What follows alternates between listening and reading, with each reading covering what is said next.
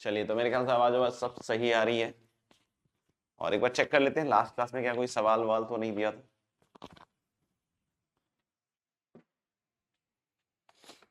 थोड़े सवाल और करने हैं ना, थोड़े सवाल और करने फिर आगे बढ़ते हैं। Okay, moving to next question.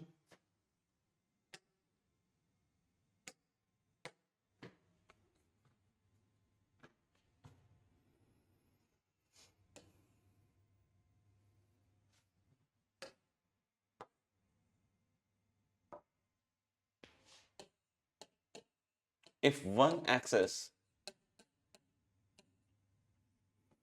of varying मतलब changing,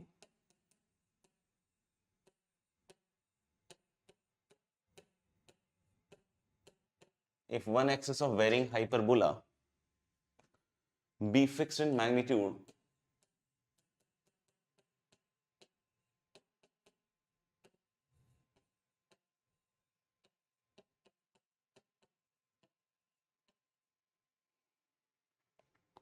and position,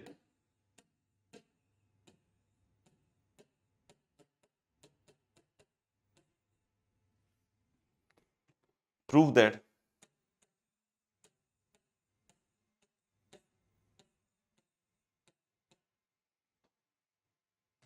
locus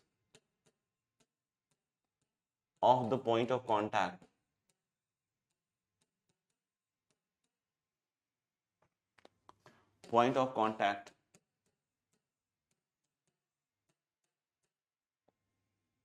of a tangent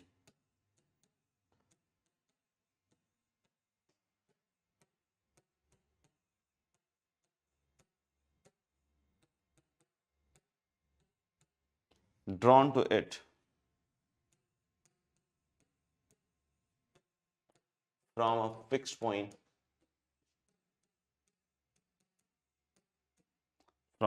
point on the other axis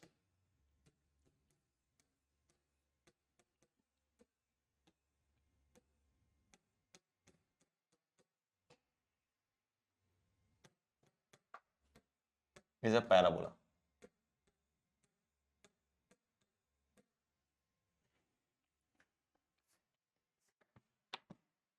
इसमें हम लोग क्या कह रहे हैं,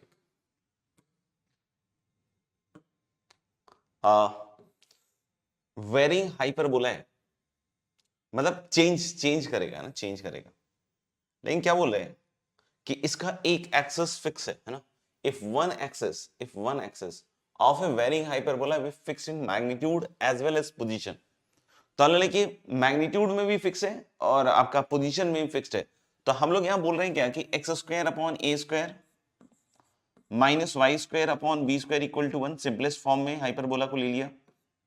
अब यहां मैं क्या कह रहा हूं कि A is fixed, B is variable,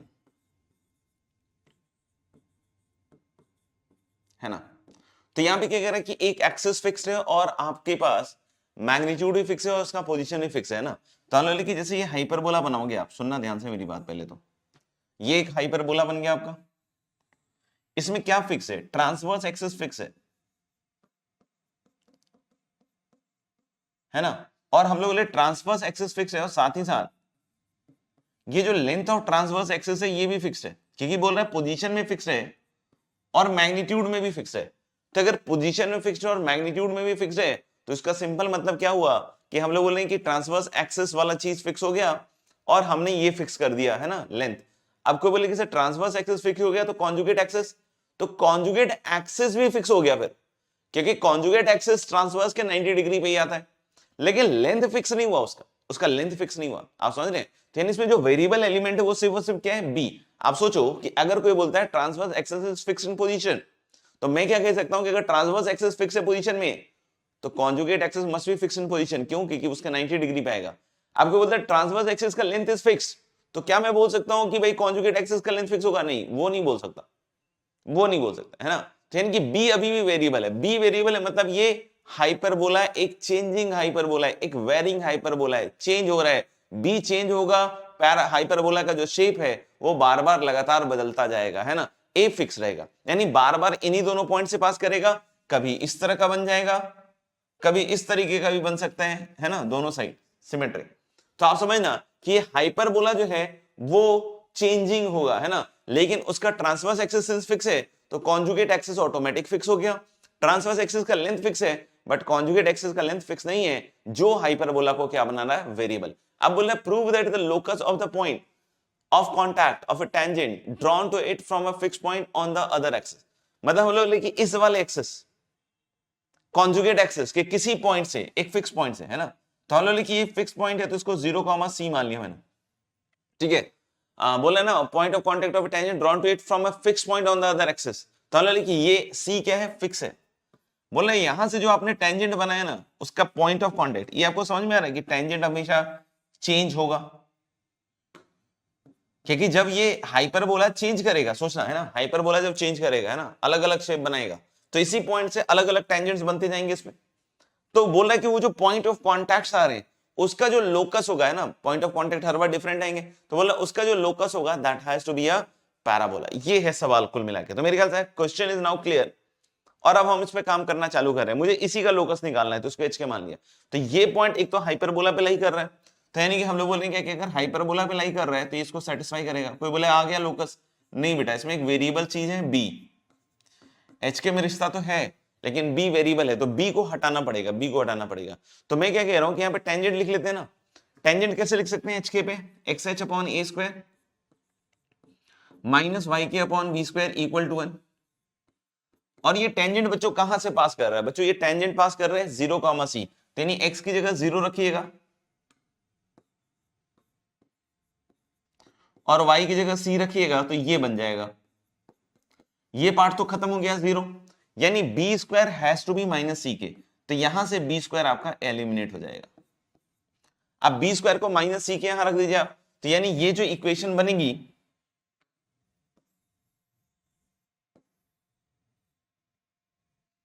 है ना, ये जो इक्वेशन बनेगी वो क्या बनेगी, H square upon A square minus K square upon B square. B square is minus C K, तो माइनस माइनस प्लस हो जाएगा, ये कट जाएगा एंड दिस इज 1।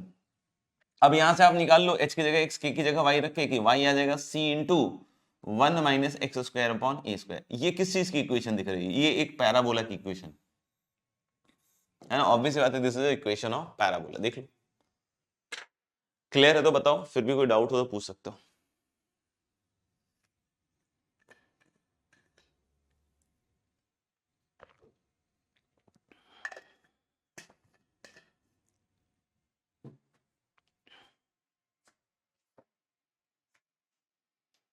ठीक है, गुड। अगले सवाल पे आते हैं। Next question is find the equation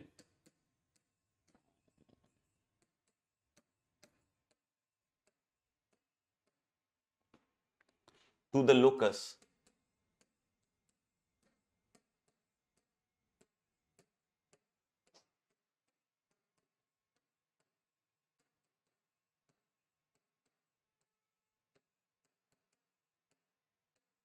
of the middle points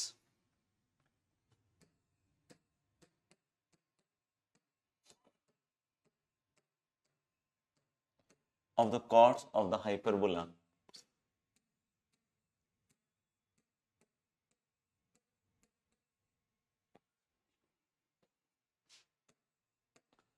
to x square minus 3y square equal to 1, each of which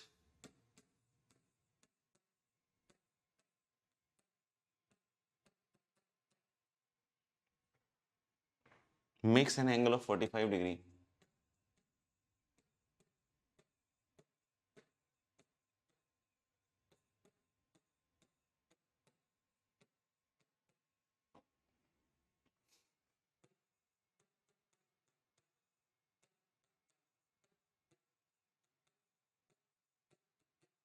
with the x-axis। चलो भाई करके देखते हैं। फिर से एक हाइपरबोला है आपके पास,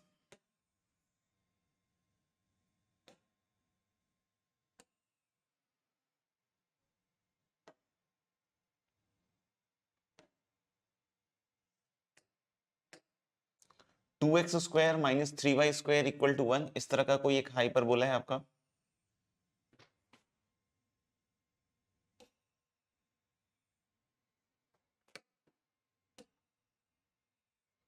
है ना, 2x square minus 3y square equal to 1 is a hyperbola. और बोला कि find the equation to the locus of the middle point of the chords of this hyperbola each of which makes an angle 45 degree. तो 45 degree बनाने वाले बहुत सारे होंगे भाई, कॉर्ड्स की बात हो रही है ना, टेंजेंट्स नहीं। तो बहुत सारे कॉर्ड्स होंगे जो 45 डिग्री बना रहे होंगे एक्स एक्सिस का। यानी भाई इसका जो स्लोप होगा ये 1 होगा, है ना, स्लोप क्या होगा 1 होगा। जैसे अगर मैं इस पॉइंट को बोल देता हूँ भाई x1 y1, है कि नहीं, और इस पॉइंट को मैंने बोल दिया x2 y2, तो मेरे पास एक इक्वेशन तो है ही क्या कि y2 minus y1 upon x2 minus x1 must be slope, and that is nothing but tan 45 degree. और tan 45 किसके बराबर हो जाएगा, आपका 1 के बराबर हो जाएगा, ठीक है ना। इसके मिडिल पॉइंट का लोकस बोलना है भाई। तो मैं क्या कहता हूं कि इसको h कॉमा k मान लेते हैं, इस पॉइंट को क्या मान लेते हैं, h कॉमा k, है ना। अब सुनना, अब मुझे एच के का ही लोकस निकालना है और एच के इसका मिडिल पॉइंट है। तो अगर एच के मिडिल पॉइंट है तो हम क्या लिख सकते हैं कि h equal to x1 plus x2 by 2, या 2h equal to x1 plus x2 लिख सकते हो। ऐसे k equal to y1 plus y2, यानी कि 2k is y1 plus y2। Clear है यहां तक। अब सुनना, हमें अगर बोला जाए कि ये x1 y1 ये x2 y2, अभी तक कर्व का कोई इस्तेमाल नहीं किया है, ये कर्व के ऊपर लाई कर रहा है, तो यानी हम लोग बोल सकते हैं कि we have two equations, 2x1 square minus 3y1 square is 1 and the second equation is 2x2 square minus 3y2 square equal to 1, है ना। ये एक इक्वेशन और आ गई। अब मैं क्या कह रहा हूं कि दोनों को सब्ट्रैक्ट कर दीजिए। तो जब दोनों को सब्ट्रैक्ट कीजिएगा तो ये माइनस, ये प्लस, ये माइनस, तो यहाँ पे बनेगा 2 times x1 square minus x2 square, और यहां से आएगा minus 3 times y1 square minus y2 square, and that is equal to 0, 1 minus 1। अब यहां से देख सकते हो कि इसके दो फैक्टर आ गए, 2 times x1 minus x2 into x1 plus x2, and that is equal to 3 times of y1 minus y2 और multiplied by क्या, y1 plus y2, simple factorisation techniques, है कि नहीं। अब मैं क्या कह रहा हूं, कि देखिएगा यहां से कि हम लोग बोल रहे हैं क्या कि ये 2 और x1 plus x2 यहां से यूज कर लो तो 2h, और बच्चों मैं क्या कह रहा हूं कि x1 minus x2 नीचे ले जाओ तो यहां बन जाएगा 3 times y1 minus y2 upon x1 minus x2, इसकी वैल्यू तुम्हें पता ही है 1 है कि नहीं। और y1 प्लस y2 किसके बराबर है, 2 के। तो आपको दिख रहा है कि ये जो 2 है ये कैंसल आउट हो गया, और ये दोनों का रेशियो 1 के बराबर दिया हुआ है, यानी यहां से साफ साफ 2x and that is equal to 3y। तो मुझे लग रहा है कि जो मिडिल पॉइंट का लोकस आ रहा है भाई, वो आ रहा है 2x इक्वल टू 3y। एक तो ऐसे सोच सकते हैं ना, one of the method can be like this. अब दूसरा तरीका हम लोग क्या बोल सकते हैं कि भाई ये मिड पॉइंट है तो t इक्वल टू s1 से लिख दीजिए, है ना। हमारे पास ये है 2x square minus 3y square equal to 1, ये है। तो अब मैं क्या कह रहा हूं, कि अगर h के मिडिल पॉइंट है तो इसको t इक्वल टू s1 से लिखिए। तो t इक्वल टू s1 क्या होगा, तो t में आ जाएगा 2xh माइनस 3y है ना। -1 आएगा वैसे तो, बट -1 दोनों साइड से कट जाएगा, और इधर की साइड क्या आएगा 2h square minus 3k square. ये हो गया s1। क्या यूज किया मैंने अभी, t इक्वल टू s1, और मुझे पता है कि इस कॉर्ड का स्लोप है tan 45 दैट इज 1, और यहां से इसका स्लोप आ रहा है बच्चों देखना 2h upon 3k minus of a upon b, और tan 45 इज 1, तो सिंपली हमारे पास यहां से आ गया ना 2x equal to 3y। This is the equation. तो बिल्कुल सिंपल तरीके से हमने इस चीज को कैलकुलेट कर लिया है ना, बिल्कुल सिंपल तरीके से अगर हमने t इक्वल टू s1 को डायरेक्टली इस्तेमाल किया, और बाकी अगर रॉ तरीके से भी देखेंगे, बेसिक से भी करेंगे तो भी हो ही जाएगा।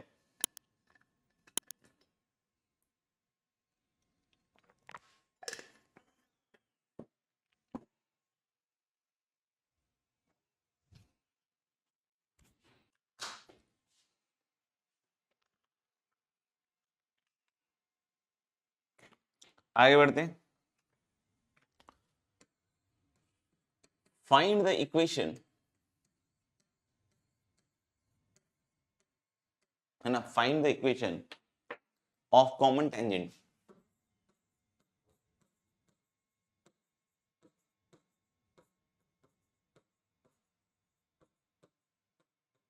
To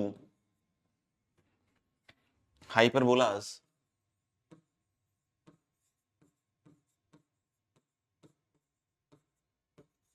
x square upon a square minus y square upon b square equal to 1 and y square upon a square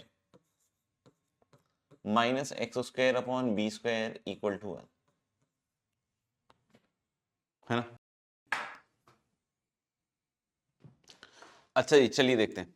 तो हम लोगों ने कि ये देखो, ये दोनों हाइपरबोला ही है और ये हमारा नॉर्मल फ्रेम हाइपरबोला है ना, नॉर्मल बिल्कुल, जो हम लोग लिखना जानते हैं इसका टेंजेंट स्लो फॉर्म है like this.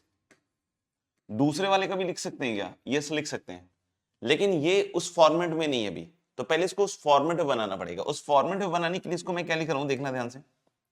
This I am writing as x square upon minus B square. अब बोलोगे ये कैसे हुआ सर? कुछ नहीं, उस फॉर्मेट में पहले कन्वर्ट करते हैं इस वाले फॉर्मेट में और फिर लिखेंगे। तो ये देखिए ना, एक्स स्क्वायर इस माइनस को नीचे ले आइए और फिर लिखिए minus Y square upon minus A square.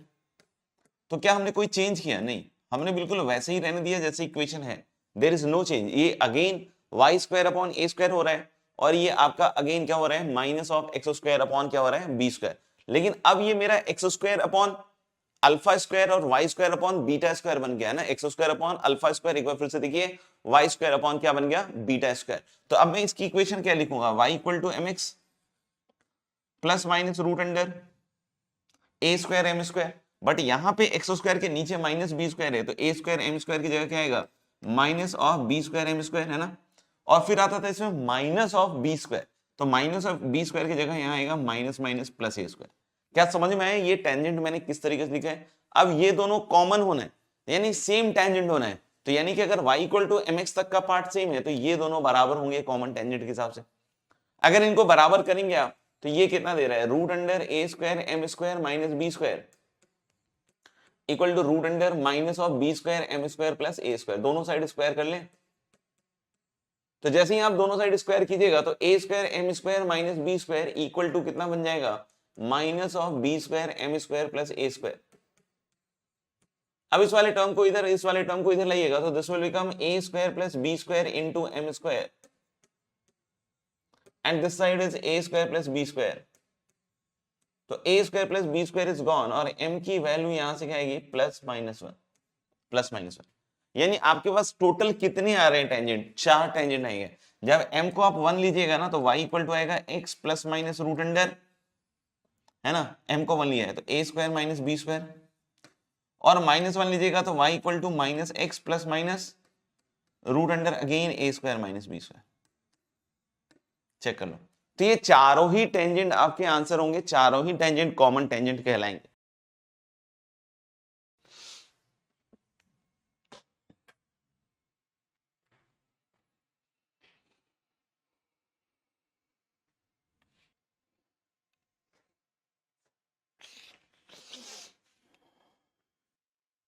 Great.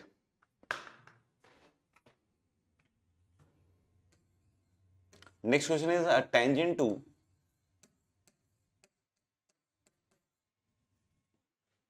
The hyperbola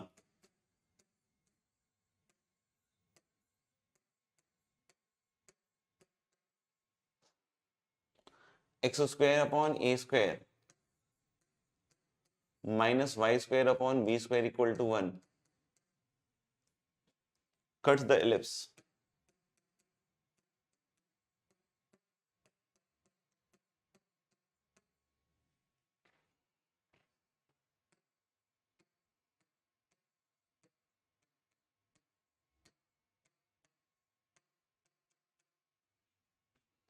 at P and Q.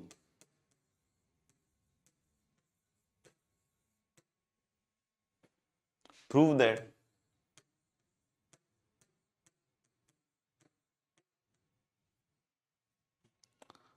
locus of the midpoint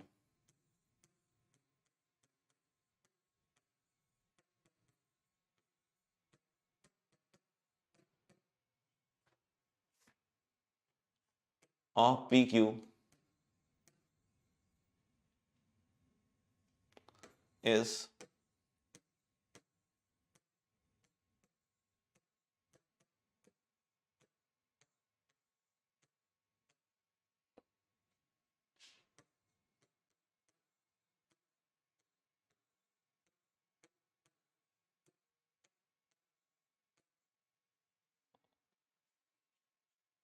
this.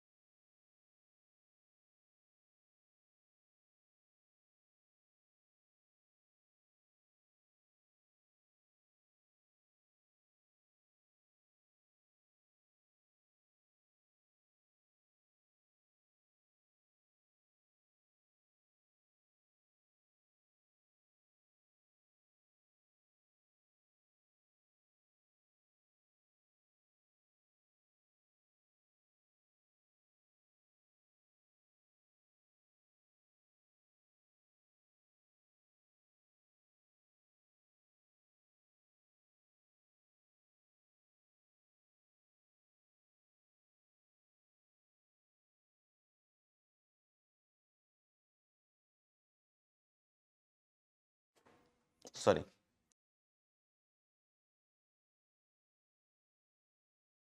सुनेंगे ध्यान से, है ना, सुनेंगे। मैंने क्या कहा कि सबसे पहले हम इस एलिप्स को बना रहे थे, x square upon A square plus y square upon B square equal to 1। तो ये बन गया ellipse x square upon A square plus y square upon B square equal to 1। ये पॉइंट आ गया आपका a, 0, ये पॉइंट हो गया आपका माइनस a, 0। हाइपरबोला जब बनाइएगा तो हाइपरबोला का भी वर्टेक्स सेम है। तो अगर हाइपरबोला का भी वर्टेक्स सेम है तो मतलब a, 0 और इधर भी क्या हो जाएगा माइनस a, 0।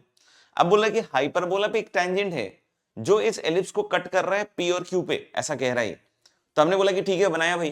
तो ये जिस पॉइंट पे टेंजेंट है उसको मैंने पॉइंट को मान लिया a sec theta b tan theta, है ना, और ये एलिप्स को कट कर गया p और q पे, ऐसा ये कह रहा है। बहुत इजी है समझना। अब बोला कि locus of the middle point of pq, मतलब pq के मिडिल पॉइंट का लोकस निकालना है। तो बच्चों फिर से हम वही ट्रिक लगा रहे हैं कि हम इस लाइन की इक्वेशन को लिख रहे हैं दो तरीके से। एक तो क्या है कि टेंजेंट है sec थीटा tan थीटा पे, और यहां पे ये मिड पॉइंट होने के कारण t equal to s1 follow करेगा एलिप्स के लिए, है ना। t इक्वल टू s1 किसके लिए फॉलो करेगा, एलिप्स के लिए। तो मैंने क्या कहा कि सबसे पहले तो हाइपरबोला का टेंजेंट लिख देता हूं। तो क्या है भाई, x sec theta upon a minus y tan theta upon b equal to 1, ये हो गया हाइपरबोला का टेंजेंट। दूसरा क्या है भाई, दूसरा है h के मिडिल पॉइंट है बच्चों, है ना, h के मिडिल पॉइंट है। तो एलिप्स का h के मिडिल पॉइंट है, तो एलिप्स के लिए ये हो जाएगा t इक्वल टू s1। तो t लिखते हैं इधर, एक्स एच अपॉन ए square plus Y K upon B square. -1 आएगा इधर भी, लेकिन उधर भी आएगा ना, जब s1 लिखोगे तब भी -1 आएगा। तो वो एक्चुअली कैंसल आउट हो जाएगा, तो डायरेक्ट लिख रहे हैं एच स्क्वायर अपॉन ए square plus k square upon B square, है ना। अब ये दोनों इक्वेशन सेम ही है ना, तो इसको कंपेयर करेंगे हम।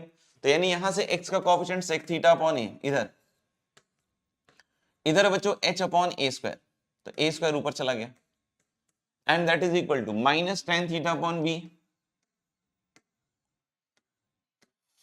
और इधर से कितना आएगा k upon B square, and on this side this is 1 upon h square upon A square plus k square upon B square. तो अब हम क्या करें, अब हम पहले और लास्ट से sec थीटा निकाल लें। तो sec थीटा कितना आएगा, देखना ये कैंसल आउट हो गया। तो मुझे लग रहा है sec theta is going to be, है ना, h ऊपर जाएगा बच्चों और a नीचे आएगा, है ना, h अपॉन e, और इनटू आ जाएगा 1 अपॉन एच स्क्वायर अपॉन ए square plus k square upon B square. ये है sec थीटा। tan थीटा निकाल लो सेकंड और थर्ड से।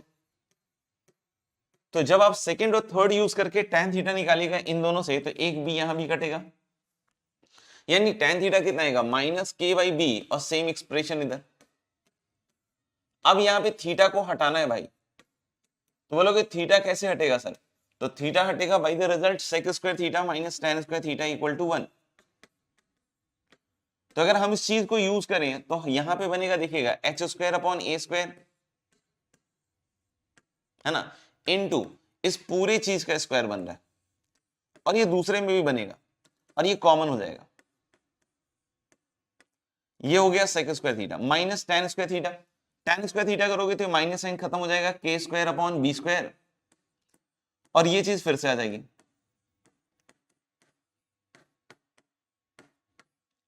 And that is equal to 1। इस आइडेंटिटी का यूज कर लिया, तो अब यहाँ पे ये वाली जो चीज है स्क्वायर वाली उधर ले जाओ, और एच की जगह एक्स, के की जगह वाई, तो यहाँ बच जाएगा x square upon A square minus Y square upon B square equal to, है ना, इक्वल टू, ये इधर जाएगा क्रॉस मल्टीप्लाई होगा, तो this side is now x square upon A square plus y square upon B square का whole square.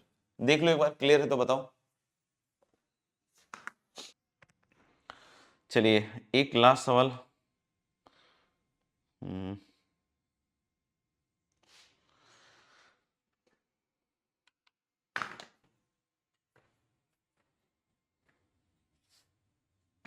Prove that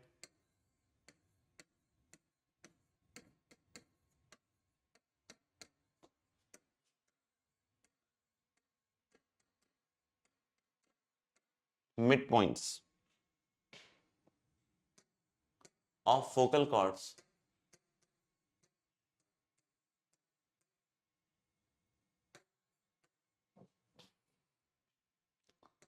of a hyperbola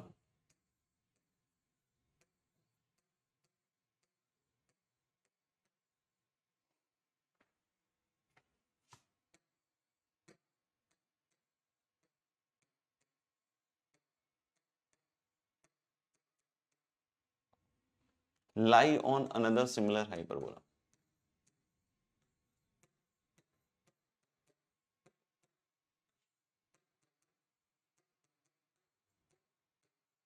Try this।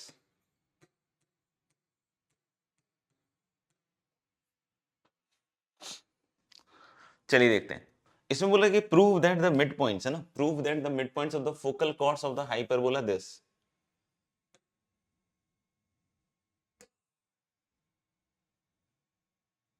है ना, prove that the mid points of the focal chords of this hyperbola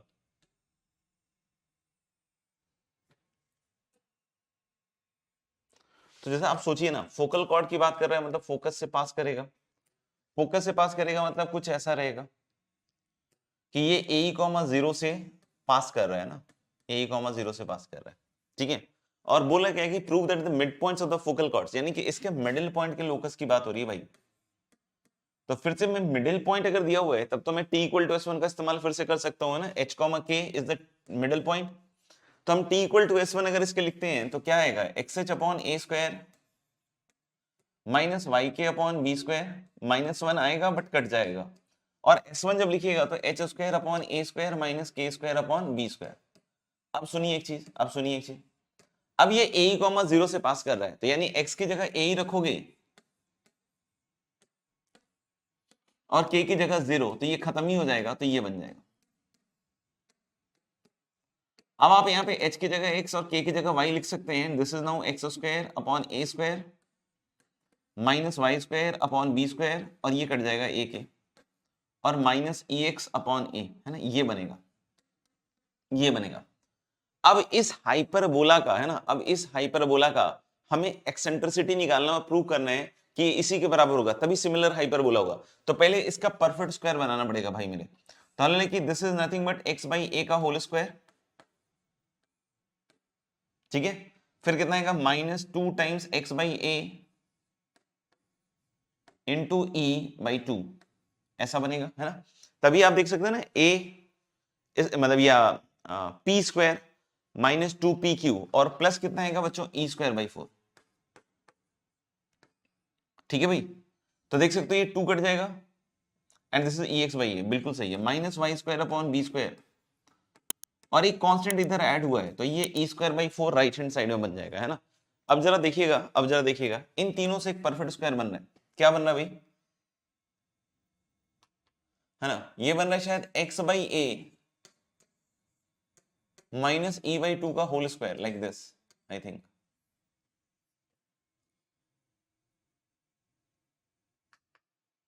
ऐसा ही है,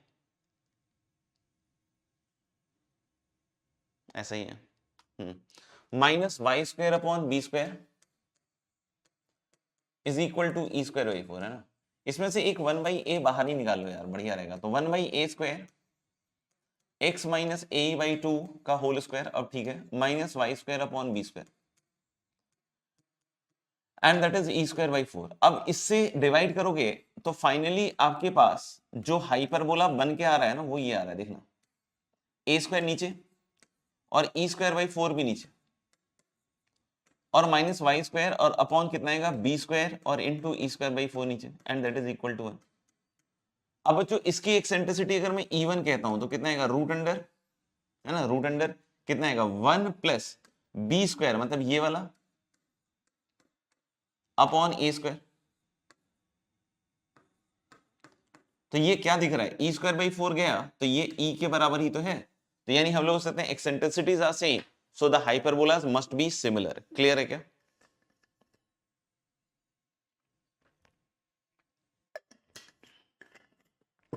clear है क्या? देख ले एक बार। ठीक है बच्चों, आगे बढ़ते हैं थोड़ा सा, है ना, आगे बढ़ते हैं। आगे हम लोग देख रहे हैं क्या,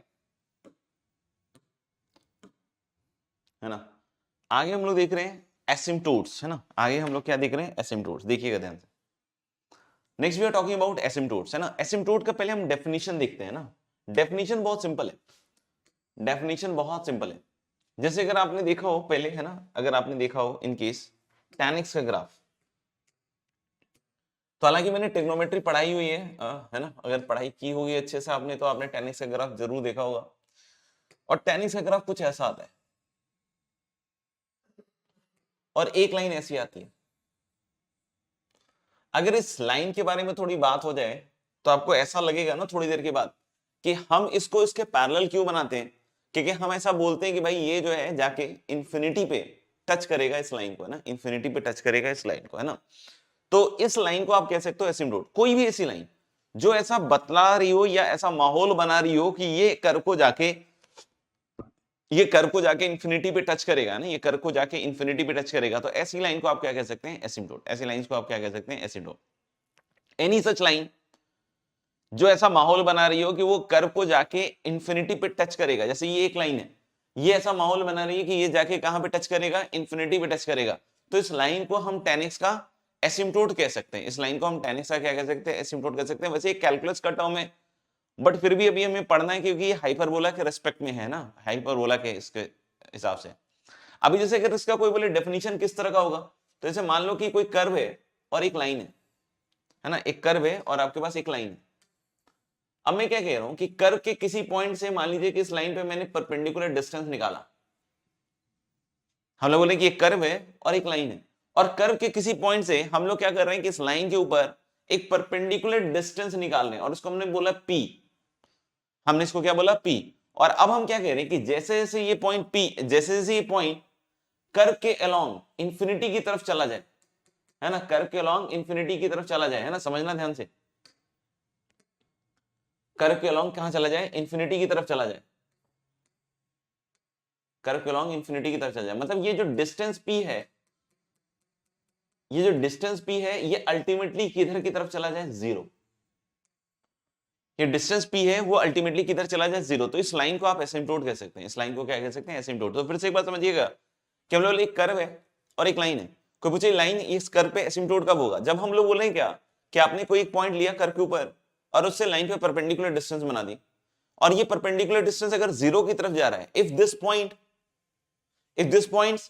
पॉइंट मूव्स अलोंग इंफिनिटी, है ना, if this point moves to infinity along the curve, तो अगर ये अलोंग द कर्व इंफिनिटी की तरफ चला जाए और ये डिस्टेंस जीरो की तरफ जा रहा है, तो इस लाइन को आप क्या कह सकते हैं, एसिम्पटोट। लेकिन अगर ये लाइन डिस्टेंस जीरो की तरफ नहीं जा रहा है, जैसे यहां देखिएगा, यहां पे ये दिख रहा है कि ऐसा फील आ रहा है कि ये जो डिस्टेंस है ये निरंतर घटता जाएगा और अल्टीमेटली इंफिनिटी पे चला जाएगा और तो जीरो होगा, तो यानी हम लोग बोल सकते हैं दिस लाइन इज एसिम्पटोट। तो देखिए इसका डेफिनेशन ऐसे ही बोल रहा है कि if the length of the perpendicular let fall from a point on a hyperbola, let fall from a point on a hyperbola मतलब हाइपरबोला के किसी पॉइंट से हमने ड्रॉप किया है ना, तो अगर हाइपरबोला के किसी पॉइंट से हमने ड्रॉप किया परपेंडिकुलर, तो बोल रहा है if the length of the perpendicular to a straight line tends to zero, tends to 0 as the point on the hyperbola, as the point on the hyperbola moves to infinity along the hyperbola, then the straight line is called as asymptote to the hyperbola, then the straight line is called as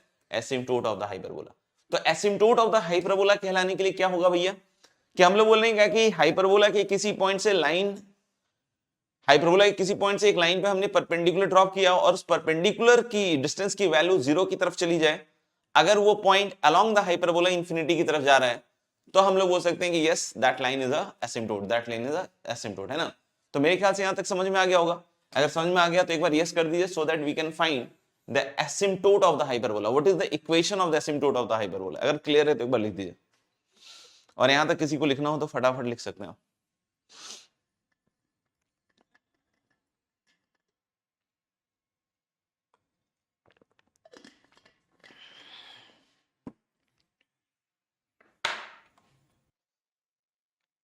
चलिए मेरे ख्याल से अगर clear है तो हम asymptote की equation को फाइंड आउट करते हैं। एसिम्प्टोट अल्टीमेटली है क्या बच्चों, एक लाइन है ना।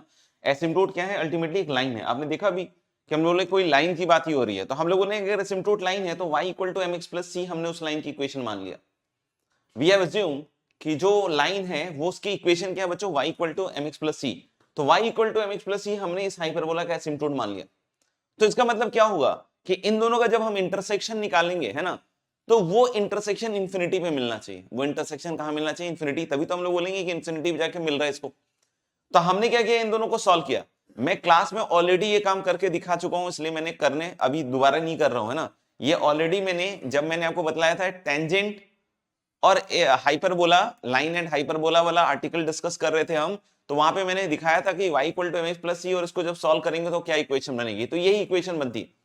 तो हमने y equal to mx plus सी को एसिम्प्टोट मान लिया, और ये चीज है। अब यहां देखना, ये इक्वेशन आपको समझ में आ गई कैसे बनी। ये इक्वेशन कैसे बनी, ये हमने क्लास में बनाई हुई है। अगर आप अपनी कॉपी में देखिएगा थोड़ा सा समय निकाल के कभी, तो आपको दिख जाएगा ये वाली इक्वेशन, है ना। कुछ नहीं किया है, y equal to mx plus C यहां रख दिया है, और ये mx प्लस सी का होल स्क्वायर बना, और फिर इसको हमने सॉल्व किया तो अल्टीमेटली ये चीज बन के आई है। और मैंने क्या बोला कि अगर ये एसिम्प्टोट है तो इसका सॉल्यूशन इंफिनिटी में मिलना चाहिए। तो जो बच्चे क्वाड्रेटिक मुझसे पढ़े हैं, मैंने एक क्लास में बतलाया था कि भाई अगर एक क्वाड्रेटिक के दोनों रूट इंफिनिटी जा रहे हो तो क्या करना चाहिए, है ना, ये बतलाया हुआ है। तो हम लोग बोले कि इस क्वाड्रेटिक एक्स में जो क्वाड्रेटिक है इसके दोनों रूट इंफिनिटी में मिलने चाहिए। तो अगर दोनों रूट इंफिनिटी जाते हैं तो मैंने बताया था कि कोएफिशिएंट ऑफ एक्स स्क्वायर को 0 होना पड़ेगा, है ना। जिन बच्चों ने क्वाड्रेटिक के लेक्चर को अटेंड किया अच्छे से, उनको समझ में आ जाएगी बात कि भाई ये 0 होना पड़ेगा कोएफिशिएंट ऑफ एक्स स्क्वायर, और कोएफिशिएंट ऑफ एक्स को भी 0 होना पड़ेगा। तो भाई 2 तो 0 होने से रहा, ए तो हाइपरबोला का पैरामीटर है वो भी 0 नहीं होगा, और स्लोप यहां से आ रहा है आपका प्लस माइनस बी बाई ए,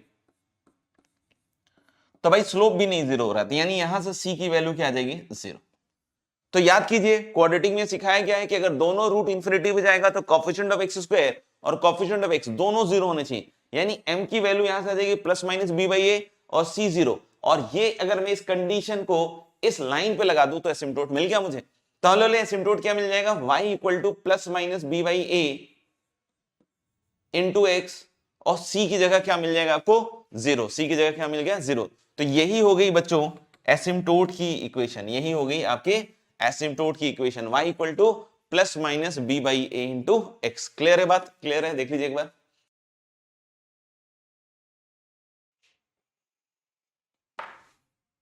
चलिए आगे बढ़ते हैं बच्चों। आगे आप देख ले सकते हैं वही चीज लिखी गई, in order that y equal to mx plus c be an asymptote, both roots of this equation must approach infinity and the condition for which are coefficient of x square 0 and coefficient of x equal to 0। और इसको 0 करोगे तो m plus minus B by A, और यहाँ से c की value 0 आएगी। और y इक्वल टू जो plus minus B by A into X आया था, है ना, y equal to plus minus B upon A into X आया था, है ना।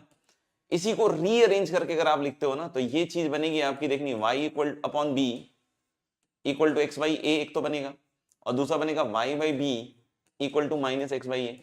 तो यानी एक बन जाएगा X upon A plus Y upon B equal to 0, और दूसरा बन जाएगा X upon A minus Y upon B equal to 0। ये वाला क्या बनेगा भैया, X upon A minus Y upon B equal to 0, और ये क्या बनेगा दोस्त, x upon A plus Y upon B equal to 0। अब सुनना, इसकी जो कंबाइंड इक्वेशन है, कंबाइंड इक्वेशन कैसे लिखते हैं लाइंस की, याद है आपको, दोनों को मल्टीप्लाई कर दीजिए राइट हैंड साइड 0 करके। तो ये हमने पेयर ऑफ स्ट्रेट लाइन में आपको सिखाया था। तो हमने लेकिन जो कंबाइंड इक्वेशन है एसिम्प्टोट्स की वो ऐसे याद रख सकते हो, दोनों को मल्टीप्लाई करके एक्स स्क्वायर अपॉन ए स्क्वायर बिल्कुल आपको हाइपरबोला ही दिखेगा, बस राइट हैंड साइड में zero sorry right hand side में 1 की जगह क्या दिखेगा 0 है ना। तो x square upon A square minus Y square upon B square equal to क्या दिखेगा 0। This is the combined equation of the asymptotes. अगर आप एसिम्प्टोट्स को बनाइएगा बच्चों तो देखिएगा कैसा बनेगा। तो ये तो आपको दिख ही रहा है, ये अपना हाइपरबोला हो गया है ना, ये वाला अपना हाइपरबोला हो गया। ये जो लाइन है ये हो गई आपकी y equal to b by A into x है ना, प्लस वाला स्लोप है ना। देख लो यहां से इसी को अरेंज करोगे तो बन जाएगा है ना, ठीक है। और ये वाली जो लाइन हो जाएगी दोस्त, ये क्या हो जाएगी आपकी x upon A plus Y upon B equal to 0 या y equal to minus B by A into x. मतलब ये वाली लाइन है आपकी y equal to minus B by A into x, और ये वाली लाइन है आपकी y equal to b by A into x. ये हो गया एसिम्प्टोट, ये हो गया एसिम्प्टोट। क्लियर है मेरे ख्याल से, डायग्राम वाइज भी क्लियर है ना। फिर हमने एक बात की थी कि सर वो जो दो टेंजेंट वाली बात है वो आज सिखला दीजिए है ना, दो टेंजेंट वाली बात है ना। इसमें एक पर्टिकुलर केस देख लेते हैं है ना, फिर आगे बढ़ते हैं। तो ये मेरे ख्याल से इस टेंजेंट के डायग्राम्स हो गए है ना। अब देखना, अगर ये आपका रेक्टेंगुलर हाइपरबोला हो जाए, रेक्टेंगुलर हाइपरबोला है ना, तो पर्टिकुलर केस की बात हो रही है, पर्टिकुलर केस की बात हो रही है कि when b equal to a, यानी कि हम लोग बोल रहे हैं कि हाइपरबोला एक रेक्टेंगुलर हाइपरबोला, तो then the asymptotes of the rectangle hyperbola x square minus y square equal to a square will be y equal to plus minus x। क्यों सर? क्योंकि अगर y equal to plus minus b by a into x है और a और b बराबर है तो ये कट जाएगा ना, ये कट जाएगा तो हमारे पास क्या आएगा y equal to plus minus x. और अगर y equal to plus minus x की बात करेंगे तो they must be at right angles है ना, they must be at right angle, क्योंकि y इक्वल टू एक्स और y equal to minus x दोनों के स्लोप का प्रोडक्ट कितना है दोस्त -1, और ऐसे भी दिखता है वो 90 डिग्री पे आता है ना। तो अब हम वो वाला डिस्कशन कर रहे हैं जब बात हुई थी कि भाई कितने टेंजेंट्स आएंगे कहां से है ना, तो हमने बोला था कि मैक्सिमम तो 2 ही टेंजेंट आएंगे। तो अब हमने एसिम्प्टोट सीख लिया है, तो अब मेरे ख्याल से थोड़ा थोड़ा आपको स्लोप की फील आ जाएगी, और बाकी तो बस दिमाग में आपको रखना है ये बात।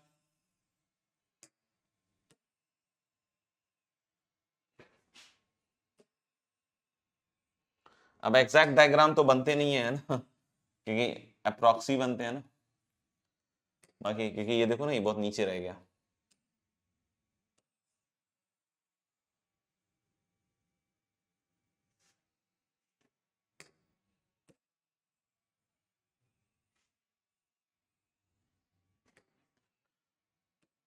This will be like this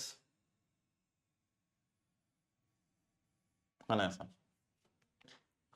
और इधर की साइड कुछ ऐसा बन जाएगा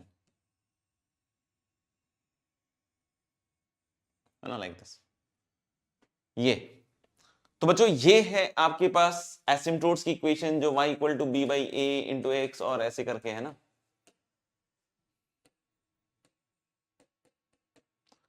तो मैं बहुत ज्यादा डिटेल में नहीं बतलाऊंगा, रीजन बीइंग की कंफ्यूजन आपके बढ़ जाएंगे, क्योंकि ए और बी वेरिएबल्स हैं तो बहुत बच्चों को नहीं चमकता है।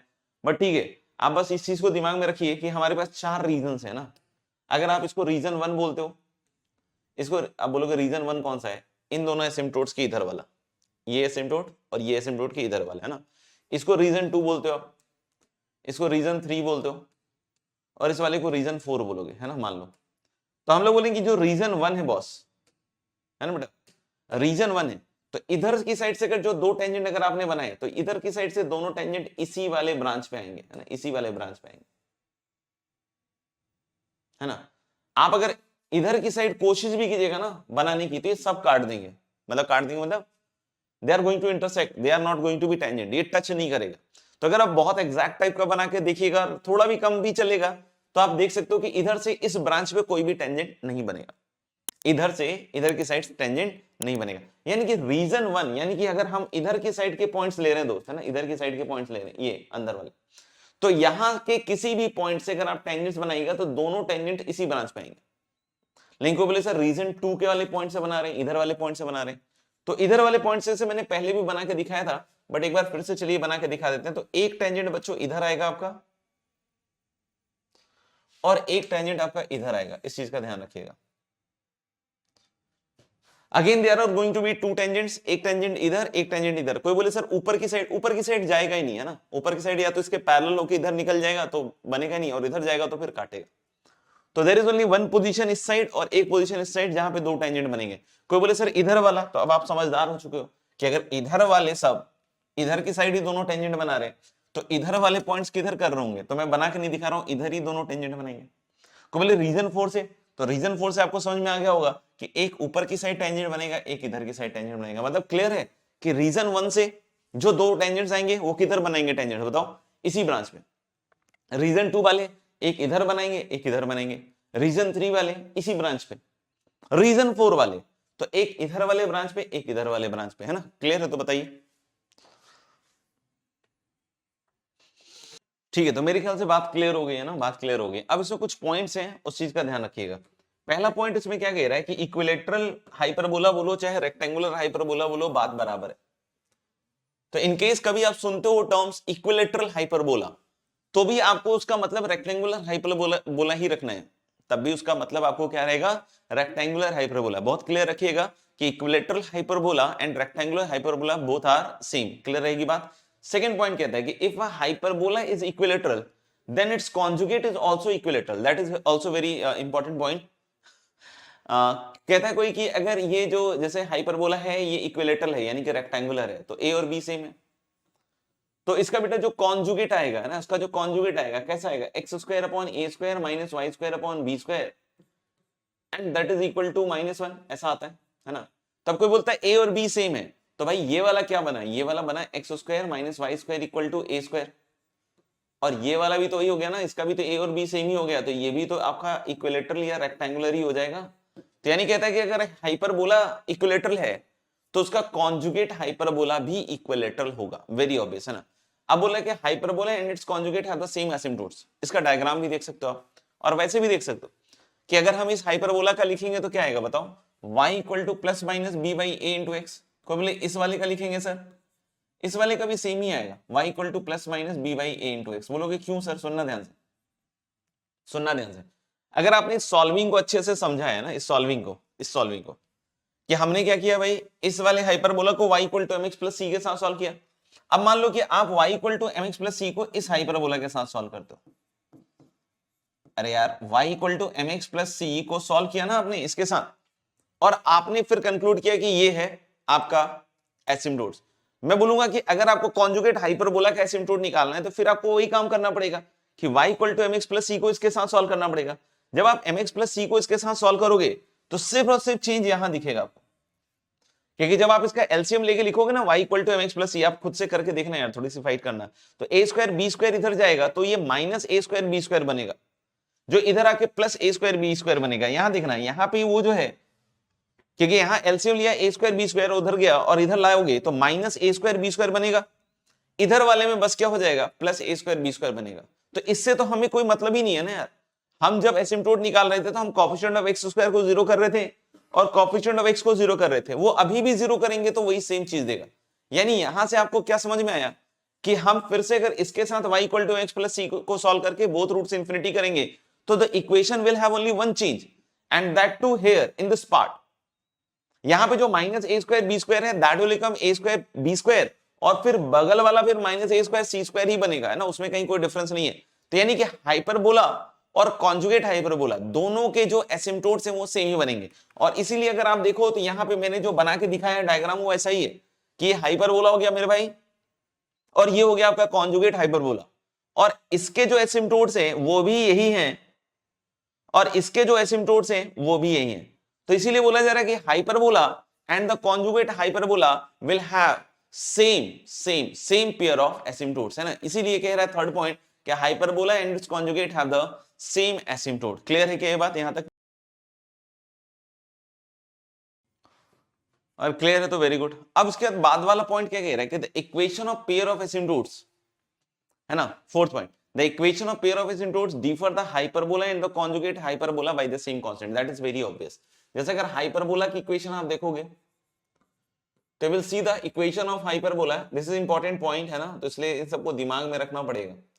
ये हाइपरबोला है, अगर आप कंबाइंड पेयर ऑफ एसिम्पटोट्स देखोगे तभी बतलाया था मैंने, है ना, x square upon A square minus Y square upon B square equal to 0। और कॉन्जुगेट हाइपरबोला की इक्वेशन को अगर आप देखते हैं तो this is x square upon A square minus Y square upon B square equal to -1. These are the respective equations of hyperbola, combined pair of asymptotes and conjugate hyperbola. इसका difference देखिए 1 - 0, बाकी सब सेम है. 1 - 0 that is 1, और इसका भी difference बच्चों 1 ही है, 0 माइनस -1. तो यही चीज कह रहा है यहाँ पे, यही चीज यहाँ पे कह रहा है कि the equation of the pair of asymptotes, यानी कि बीच वाली इक्वेशन देखना है ना. तो the equation of pair of asymptotes differ the hyperbola and conjugate hyperbola by the same constant only. यानी यहां सबसे इंपॉर्टेंट चीज सोचिएगा कि अगर आपको कंबाइंड पेयर ऑफ एसिम्प्टोट दिया हुआ है, हाइपरबोला दिया हुआ है, कॉन्जुगेट हाइपरबोला दिया हुआ है, तो सारी इक्वेशन सेम रहेंगी, बस इनके कांस्टेंट्स डिफरेंट रहेंगे. बस इनके क्या रहेंगे, कांस्टेंट्स डिफरेंट रहेंगे. हमेशा ध्यान रखिएगा कि जब कभी भी आपके पास क्या हो, हाइपरबोला हो, कंबाइंड पेयर ऑफ एसिम्प्टोट्स हो और कॉन्जुगेट हाइपरबोला होगा, तो everything will be same except the constant term. The constant term will be different, and that too, उसमें भी ध्यान रखिएगा कि यहां पे जो डिफरेंस होगा ना हाइपरबोला और कंबाइंड पेयर ऑफ एसिम्प्टोट्स के कांस्टेंट का, वही difference combined pair of asymptotes और कॉन्जुगेट हाइपरबोला में भी होगा, है ना. तो यही चीज कह रहा है कि the equation of the pair of asymptotes differ the hyperbola and the conjugate hyperbola by the same constant only. The last fifth point, the asymptote pass through the centre of the hyperbola, that we can obviously see कि centre of the hyperbola से asymptote pass कर रहा है ना. So the asymptotes passes through the center of the hyperbola and the bisector of the angles between the asymptotes are the axis of the hyperbola. इसका मतलब क्या हुआ भाई कि हम लोग बोले कि जो asymptotes है वो सेंटर से पास कर रहे हैं और जो asymptotes के बाइसेक्टर हैं वही एक्सिस ऑफ द हाइपरबोला है ना. आप देखना, the asymptote passes through the center of the hyperbola and the bisector of the angles between the asymptotes are the axis of the hyperbola. ये डायग्राम से भी क्लियर है, क्योंकि ये अगर थीटा है ऊपर, है ना, तो ये भी थीटा ही है, ये भी थीटा ही है. क्योंकि आपको तो पता ही है कि इसका स्लोप है जैसे बी बाई ए और दूसरे वाले का स्लोप है माइनस बी बाई ए. तो यानी हम लोग बोल सकते हैं अगर ये थीटा है तो ये वाली चीज भी थीटा ही होगी, क्योंकि ऑफ कोर्स एक tan थीटा है तो एक माइनस tan थीटा है, तो ये पाई माइनस थीटा होगा. आप समझ रहे हो. तो अगर ये थीटा है तो ये भी थीटा होगा. तो आप समझ रहे हो ना कि इसका जो बाइसेक्टर है एसिम्प्टोट्स का, एक तो बाइसेक्टर एक्स एक्सिस है, मैंने प्रूव कर दिया, तो दूसरा ऑब्वियस बात है उसके 90 पे होगा, दैट इज वाई एक्सिस होगा. फिर से एक बार देख लो चाहो तो, ये एंगल थीटा है बच्चों और इस लाइन का स्लोप और इस लाइन का स्लोप नेगेटिव साइन से डिफर कर रहे हैं, तो यानी दूसरे वाले का स्लोप पाई माइनस थीटा होगा. तो अगर ये एंगल पाई माइनस थीटा है तो ये थीटा हो गया, क्योंकि tan थीटा इसका स्लोप होगा, इसका tan pi minus theta minus tan theta होगा, तभी तो प्लस माइनस का डिफरेंस आएगा. तो अगर एक का स्लोप m है दूसरे का माइनस m है, तो हमेशा याद रखिएगा कि अगर एक थीटा पे इंक्लाइंड है तो दूसरा पाई माइनस थीटा पे इंक्लाइंड होगा, है ना. तो अगर ये पाई माइनस थीटा है बॉस, तो ये थीटा हो गया, और अगर ये थीटा है तो वर्टिकली ऑपोजिट एंगल से ये भी थीटा हो गया, मतलब ये दोनों एंगल सेम हो गया, मतलब एक्स एक्सिस बाइसेक्टर है. तो वाई एक्सिस डेफिनेटली बाइसेक्टर होगा, क्योंकि बाइसेक्टर्स के बीच का एंगल कितना होता है, 90 डिग्री, 90 डिग्री. तो यानी यही चीज कह रहा है कि the asymptotes pass through the centre of the hyperbola and the bisector of the angles between the asymptotes are the axis of the hyperbola. Clear है? क्लियर है तो बता दीजिए एक बार.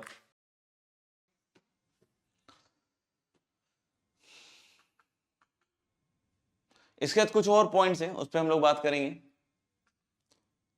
यहां तक क्लियर है तो पहले बतला दीजिए ना, इसको लिख लीजिएगा आप खुद से, है ना. अभी मैं इसको अपलोड कर दूंगा. फिर ये बात के कुछ पॉइंट्स हैं, इस पे हम लोग अगली क्लास में नहीं तो बात करेंगे ना. बस इस चीज का ध्यान रखना कि ये गलत पॉइंट है ना, ये जानबूझ के मैं लिख पाता हूं और बाद में गलत इसको बोलता हूं. उसका रीजन यही है कि आपके दिमाग में ये बात रहे कि asymptotes are tangent to the hyperbola from the centre, they are not tangents in real sense. क्योंकि टेंजेंट टच करता है, ये कभी टच नहीं करेगा, क्योंकि कोई बोलेगा इन्फिनिटी भी टच करेगा, तो ना तो कभी इन्फिनिटी आएगा और ना तो कभी टच करेगा. यानी एसिम्प्टोट्स टेंजेंट्स नहीं है रियल सेंस में. तो इसलिए ये लिखना है कि asymptotes are tangent to the hyperbola is a wrong statement, है ना. तो इसको प्रूव मत कर देना, है ना. बस इसको ध्यान रखना है कि ये गलत स्टेटमेंट है, जानबूझ के इसलिए लिखाते हैं, नहीं तो बच्चों का भारी कंफ्यूजन रहता है, लगता है कि टेंजेंट ही तो है, टेंजेंट नहीं है. एसिम्प्टोट्स इसीलिए इसका नया नाम है ना, ध्यान रखिएगा. और बाकी जो 6th पॉइंट है और कौन सा है 8th पॉइंट, ये हम अगली क्लास में डिस्कस कर लेंगे. आप एक बार इसको करके आइएगा, है ना. इसके साथ साथ मैं कुछ और हाइलाइट्स ऑफ हाइपरबोला भी डालूंगा, है ना, इंक्लूड कर दूंगा उसमें, है ना. आप देख लीजिएगा पीडीएफ जब अपलोड हो तो हाइलाइट्स ऑफ हाइपरबोला वो भी आपको अटेम्प्ट करना है, और हाइलाइट्स ऑफ क्या कहते हैं एसिम्प्टोट, ये भी अपलोड करना है. ये भी अपलोड करूंगा साथ में, है ना. 4 पॉइंट है दोनों में, ना 4 पॉइंट है दोनों में. हाइपरबोला में 4 में 2 ओल्ड हैं और 2 नए हैं शायद, है ना. तो उनको नए वालों को कर लीजिएगा, और इसमें चारों नए हैं. तो ये टोटल आपके पास 6 पॉइंट्स होंगे ओवरऑल करने के लिए हिसाब से, है ना। तो ये भी मैं इसी पीडीएफ में इंक्लूड करके आपको अपलोड कर दूंगा, जरूर से उसको चेक कर लीजिएगा और सो कर लीजिएगा। Now we are coming to homework वाला पार्ट। होमवर्क में कुछ पूछना है लिस्ट में तो बताइए फटाफट, और नहीं तो फिर थोड़ा हाइपर बोला से आज होमवर्क जाएगा।